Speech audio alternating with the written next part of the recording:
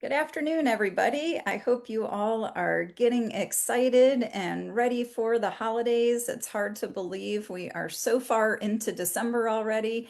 Thank you so much for taking your afternoon. I know this is a crazy busy time of year, and I'm truly grateful that you are here with me, those who can join live and those who will be watching on replay. So thank you for taking the time to really put your health first. And tonight we're going to be talking about holiday temptations, how to enjoy the season without regret. So I want to ask you guys a question, and I'd love for you to be honest in the comments. Have you ever finished your Thanksgiving meal and literally had to unbutton your pants and then lie down on the couch and you're in just sort of like a food coma? If that's ever happened to you, just say me in the comments. You think to yourself, you know what? That food really was not even worth it. But then what happens is Christmas comes and New Year comes, and you just repeat that same pattern over and over. And then January hits, and you look in the mirror and you think, how in the world did I put on this much weight? Right? So if that sounds familiar, I want you to know that you do not have to repeat that same cycle this year. Even if you already did that at Thanksgiving, you can stop before the next holidays happen. Okay, this is my sixth holiday season, staying completely on plan without feeling deprived. I've lost 120 pounds. I've kept it off now over 5 years. And today I'm going to teach you exactly how I've been able to navigate the holidays. So, I want to mention before I get started, we also have a guide here in the Beyond Keto group called Holiday Eating Made Healthy. And inside that guide, you'll find two full sessions. Okay, one is called Holiday or Healthy Holiday Feasts, Simple Swaps for Guilt-Free Indulgence. And it is great because you will find recipes and ideas and everything regarding making meals, not just for the actual holidays, but for the events that you'll be attending as well. And then the second one is called Travel Smart, Stay on Track and Enjoy the Holidays. And those two videos will go into more detail about planning your holiday food and handling travel. A lot of us are traveling over the holidays. And there are recipes in that guide as well that you can make that are delicious, and they're approved dishes that you can take to all of these different holiday celebrations. So after this live, I really encourage you go into the guides, find Holiday Eating Made Healthy, and just watch those two sessions. Skim through and look through the recipes, okay? That will absolutely help you make it through the rest of December without going off plan. All right, but tonight or today, this afternoon, we're specifically talking about temptation, okay? Because this time of year, it is everywhere. All right, and people tell me every single year, staying on plan during the holidays is impossible, or everyone around me was eating, so I caved, right? Or I tried to be good, but temptation won. And believe me, I totally get it. I struggled with my weight my entire life. All right. During the holiday season, not just the holiday itself, you're surrounded by food, right? You probably are having work parties, you've got church events, you've got family gatherings, you have open houses, you've got cookie swaps, you've got neighborhood potlucks, you've got kids' events that you're attending. And then there's the actual holiday meals themselves. So if you try to just wing it, temptations will win.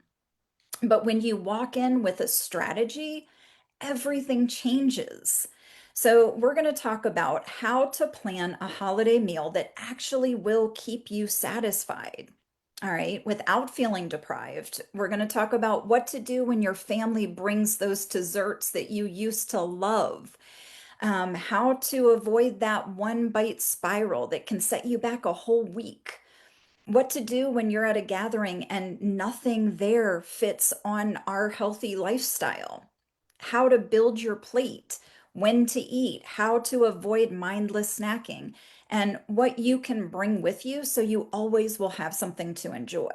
So if you want to stay strong and you want to enjoy this holiday season without stress, and you want to be able to wake up, be proud of your choices the next morning, please stay with me, okay? And first, I want you to think about this. And those of you who are live with me now, I can see I've got my phone over here. I'd love you to put in the comments. And if you're watching on replay, you can also include it. I still see the comments. When you think about holiday food, I want you to tell me what is the very first word that comes to mind. Just type it in. Think through it right now and type in what is the very first word. All right, maybe it's cookies or stuffing or pressure or family or stress or fun. All right, there's no wrong answer. This will just help you see what your brain has attached to this season. So put that in the comments. All right. And here's something that I've learned over these last 6 holiday seasons of staying on plan. This is my 6th season right now. Okay. Temptation only wins when you walk into an event without a strategy. All right, because most people don't fail because of one plate of food, right? They get knocked off track because they drift into that event or that whole day and they spend the whole time just reacting instead of deciding in advance.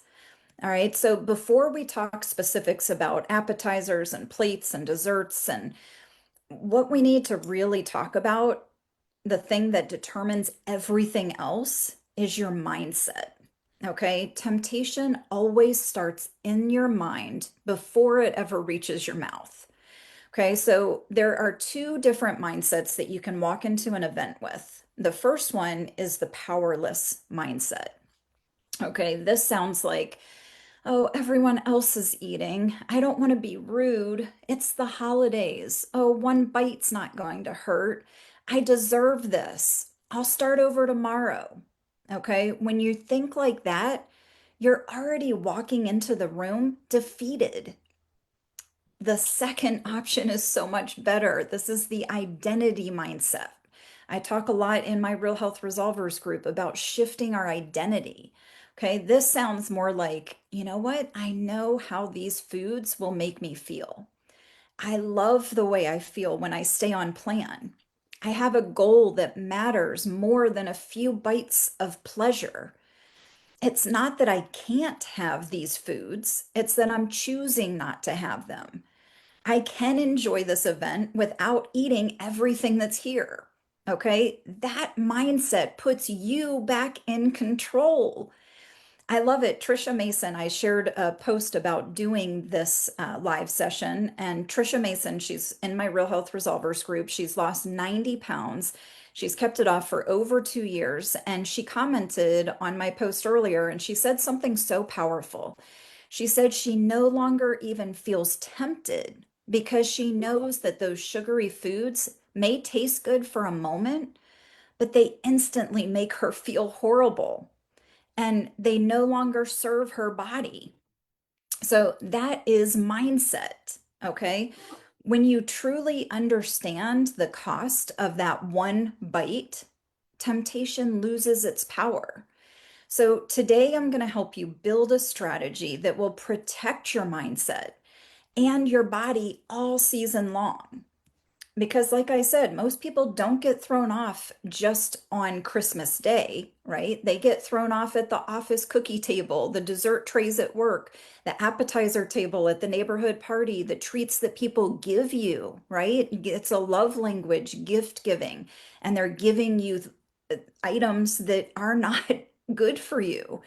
All right. And the grazing that happens before and after meals. So, I want to give you a strategy that really helps get me through the entire holiday season. Okay. So, first of all, your meal rhythm comes first. Okay. You're either going to be having 1, 2, or 3 meals during the days when you have these holiday events. Okay. You are not going to be doing all day nibbling. You're not eating every time someone offers you something. Okay. If you're watching live, and again, if you're on the replay, you can do it as there as well. But let me know in the comments. What do you think that you're going to do if you have a holiday event that you're going to attend? What is easiest for you? Is it have you tried doing just one meal, making that one event your one meal for the day? I know it sounds crazy, guys. If you had told me 6 years ago that I could live with one meal a day, I would have thought you were crazy. Because I used to eat constantly, and we've always been told we need to eat constantly. Okay, but that is so far from the truth. When you adjust your body into burning fat for energy instead of carbs, you'll be amazed at how long you can go. And I'm not saying you have to just do one meal. You can have one, two, or three. You just need to make sure you're spacing your meals apart and following these other guidelines that I'm going to share today. Okay, so let me know in the comments what you think you're going to do. Jules is saying she's going to do one meal. I love it. It really is helpful. All right, if you choose one meal, here's what that can look like. Make sure you're hydrating well. Drink your water. That's going to help keep you full up until time for the event. You can even sip on some bone broth. In our Real Health Resolvers group, that's our one free food that you can have as much as you'd like. All right. And keep yourself busy. Be present with your family and your friends.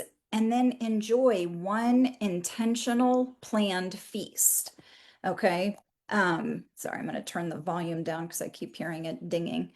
Um, so when you're doing this, you're being intentional. You're not starving yourself. Okay. You're planning ahead so that all of your calories and all of your carbs are saved for that one special meal.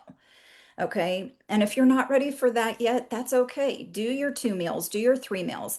You could maybe do like a late breakfast or a brunch and then have your main holiday meal, okay, at the event that you're attending. But if your event is late in the evening, okay, like this Friday, I will be hosting my 14th annual Christmas party here at my house. And the party always starts at 6:30. The meal typically happens around 7 o'clock. All right. You have to just structure your day around that, knowing that, and this may sound crazy to some of you, but I do not eat at my own party. All right. If I ate with them, it would break my no eating after 6:30 guideline. All right. So, and it's so important, guys, to get not eat after 6:30 is the absolute latest you want to put food in your mouth. Okay.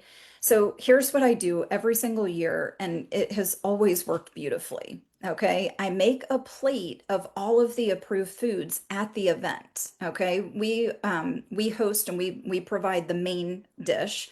And then everybody brings foods. And a lot of my friends now make keto friendly dishes specifically for me because they know how I eat. So what I do is in front of everybody, I'll make my plate, I wrap it up, I stick it in my refrigerator, and I enjoy it the next day during my eating window.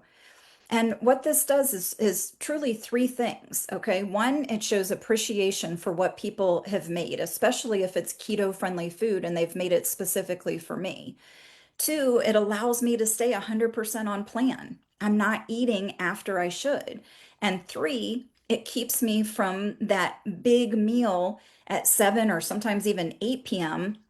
when I know how that's going to affect my sleep that night. It's going to affect the way that I feel the next day. It's going to affect the scale.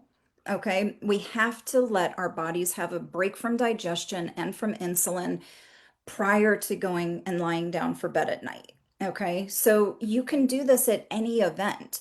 Truthfully, no one gets offended. At my party, this is the 14th annual this year, this Friday and two days I'm hosting this.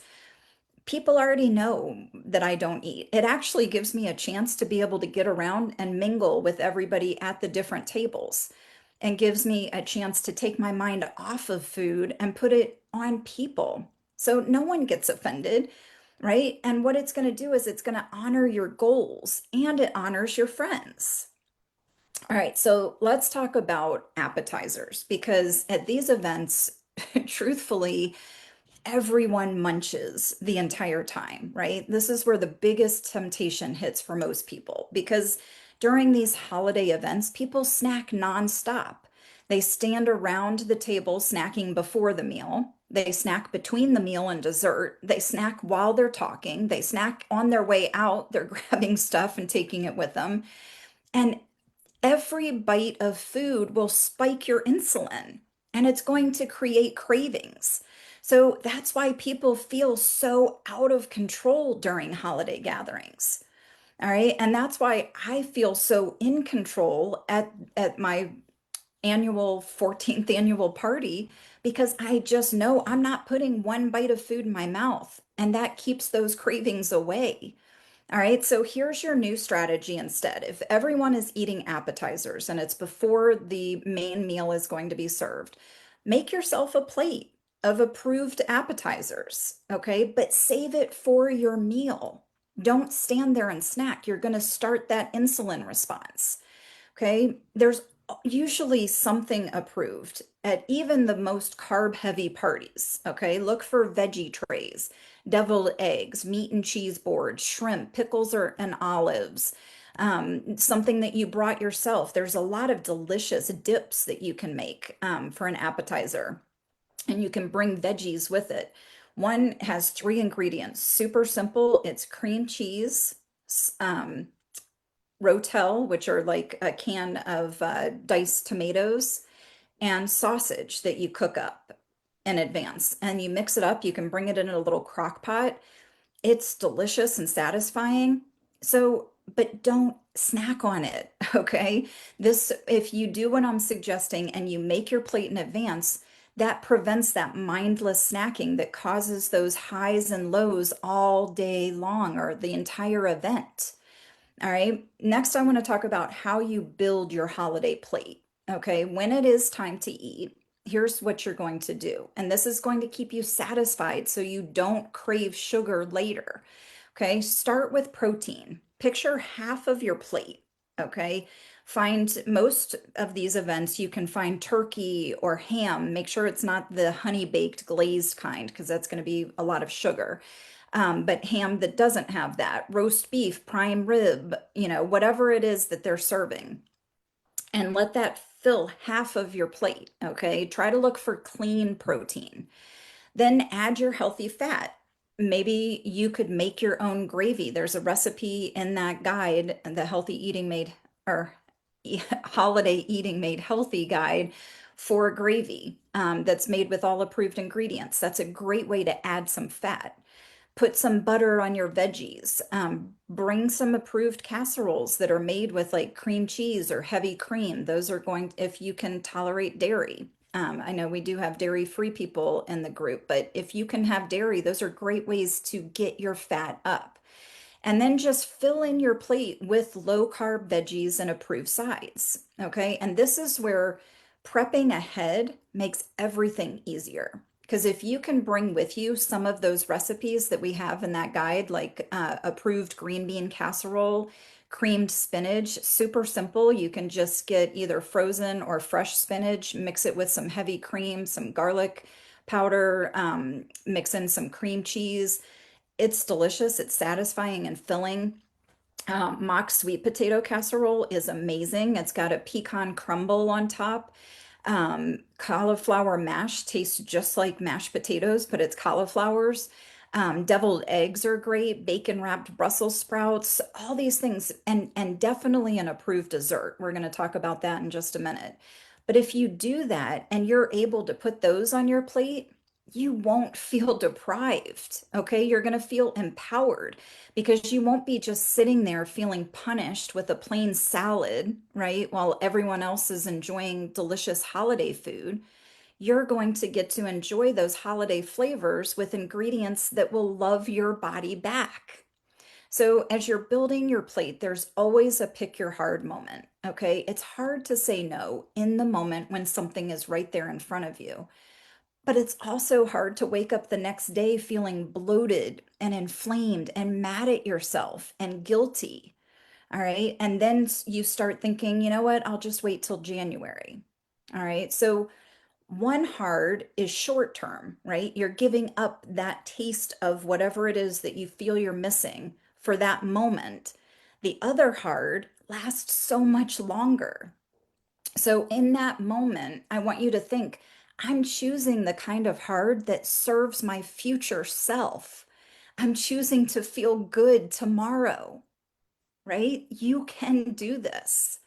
All right, let's talk about desserts because these desserts can cause that one bite spiral. All right, if you used to binge on a certain dessert, the first bite is the most dangerous bite because sugar will wake up old pathways. It's addictive. All right. And you go right back into craving and you're craving more sugar. Okay? So instead, have your approved dessert with your meal. Okay? And if everybody else is going to eat dessert later, that's fine. Let them eat their dessert later. Bring your approved dessert with you and have it with your meal. Because when you eat sugar or even an approved dessert after your meal window, it still is going to spike your insulin again. And it starts that whole new cycle of hunger and cravings. So when you eat your dessert with your meal, your insulin only rises once. Your cravings stay quiet, okay? And you avoid snacking. And if dessert gets pushed on you, I think we've all been there where we have those food pushers, right? A simple, respectful boundary works beautifully.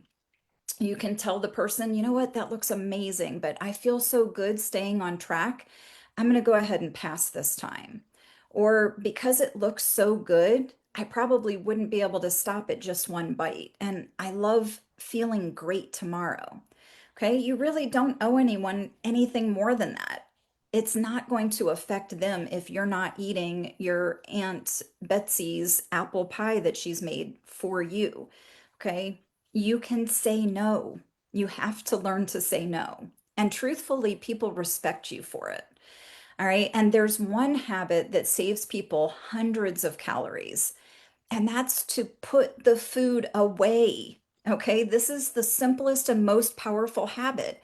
The moment the meal is over, even if you're at someone else's house, offer to help them clean up and put the food away because the meal itself does not usually knock people off plan. It's that picking that happens afterwards, right? A bite here, another bite while cleaning up, one more bite while walking past the table, a cookie on the counter, finishing the last few pieces of something. Okay, that's where hundreds of calories sneak in and where you're constantly jacking up your insulin. So when the counters are clear, the temptation disappears and your brain can relax. Your body can reset. If you're watching live or on the replay, I'd love for you to type in counters clear in the comments if you're willing to try this. I'm telling you, it is a habit that will make a huge difference. Just type in counters clear. All right. So let's talk about what to do when you get to an event and there's nothing there that you can eat. Okay. Because that happens. Sometimes you'll show up to an event and you realize that nothing fits our healthy lifestyle. All right. So here are your options. If you don't know what they're going to be serving in advance and you don't want to ask the host what they're serving, eat before you go. Then just go and enjoy the time with your friends and family. That's what I'll do on Friday. I eat just one meal a day. So I'll have my usual meal around 1 o'clock. I'll be completely satisfied and I will enjoy spending that time with my friends that will be here that night. Okay. Second option is bring something substantial with you so you know you'll have a full meal. Okay, so in Real Health Resolvers, our goal is to include a vegetable and a healthy fat at every meal. So if you brought something, let's say for instance, no-tato salad, okay, that can count as a complete meal. It's absolutely delicious. I've brought it to so many events and church potlucks, and no one even realizes that it's made with cauliflower instead of potatoes. It has healthy fats and it's got the vegetables. So even if there was nothing else there, and I've done this personally, that's my meal and it's satisfying. All right. The third option is just to sip on water or tea, or they actually make something. Ultima is a type of electrolyte replenisher, and they have a mocktail version, which tastes like cocktails. They have pina colada and different things. Bring it, put it in a fancy glass if they have nice glasses there. Just enjoy sipping on that. It gives your mouth and your hands something to keep you busy. And then eat later when you get home. Now, that of course depends on the timing of the event. If the event's early enough in the day, you can just wait and eat later. Okay. So you can attend an event without having to eat everything there. Truly, you are there for the people. Okay. The food is not the purpose. So, I want to give you just a quick recap of your holiday temptation strategy. Okay, first of all, decide your meal rhythm for the day in advance. Tell yourself if you're going to have one, two, or three meals. Make a plate of appetizers, but save it for your meal. Build a satisfying plate. Include a lot of protein, good healthy fats, low carb veggies, and approved sides. Eat approved dessert with your meal. Don't wait an hour and then eat it, okay? And put the food away immediately after the meal. Bring your approved food so you do not feel deprived. And use mindset as your first line of defense. Think about how good you feel when you wake up the next morning and you have done this and you have stayed on plan, how amazing you feel versus I used to have too many times where before my feet even hit the floor, I was already disgusted with myself because once again, I had caved into those temptations. You don't want to feel that way. You can enjoy the holidays, enjoy your people, enjoy the food that you choose. You have a choice of what goes in your mouth. No one is forcing you. And you can still love the way that you feel on January 1st. All right, so make sure you watch those two sessions inside that Holiday Eating Made Healthy guide. Like I said, there are recipes, travel tips, cooking tips. There's everything that you need to get started for the holidays. And if you want daily support and structure and guidelines and community that is absolutely amazing, and coaching to help you not only get through the holidays, but to truly change your health, that's what my group, Real Health Resolvers, we do all of that together in that group. So if you want more information about Real Health Resolvers, just comment RHR for Real Health Resolvers or send me a direct message. You can message me here, just click on my name and click message, and you can get a hold of me that way.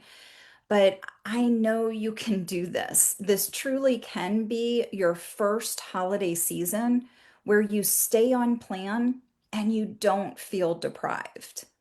So again, thank you so much for being here. Thank you for participating. I can see you guys saying counters clear here. It's great. I love all of the involvement. Tony's saying, yes, that's my usual one meal a day, regardless holiday special occasions or not. It's so much easier than people think. It really is. So thank you guys again. I hope that this was helpful. If anyone has questions, feel free to tag me, put my name in the comments and ask your question. I will be happy to get back to you. But you can enjoy this holiday season and not get off plan. All right. Thanks for being here. Take care.